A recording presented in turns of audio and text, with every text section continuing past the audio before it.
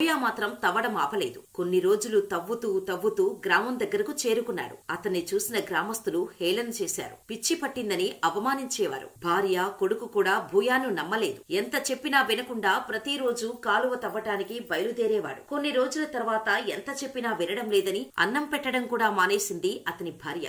అయినా ఆగలేదు. దుంపలు తింటూ తవ్వేవాడు. ఎంత చెప్పినా వినకపోవటంతో నిజంగానే భర్తకు పిచ్చి పట్టిందేమో అనుకుంది అతని భార్య. అలా 30 ఏళ్లు గడిచిపోయాయి. అతని నలుగురు కుమారుల్లో ముగ్గురు పని కోసం ఇతర నగరాలకు వలస వెళ్లారు. కానీ ఇక్కడ భూయా మాత్రం ఏళ్లకు ఏళ్లు విరామం లేకుండా నీటి కోసం కాలువ తవ్వుతూనే ఉన్నాడు. ఋతుపవనాల వల్ల బంగేతా కొండల్లోని అనేక వాగులు నిండాయని, వాటిని గ్రామానికి మళ్లించవచ్చని తెలుసుకున్నాడు. కొన్నేళ్లుగా భూయా ప్రతిరోజు కొండలను తవ్వటానికి బయలుదేరాడు. అయితే దశరథ్ మంచి గురించి కూడా తెలుసుకున్నాడు భూయా. 20 ఏళ్లు కష్టపడి కొండను రెండుగా చీల్చి రోడ్డు నిర్మించినప్పుడు నేనెందుకు నా గ్రామానికి నీరు తీసుకురాలేను అని భూయాని నీతో సాధ్యం కాదని చెప్పిన ప్రతి ఒక్కరికి మంచి కథ గురించి చెప్పేవాడు.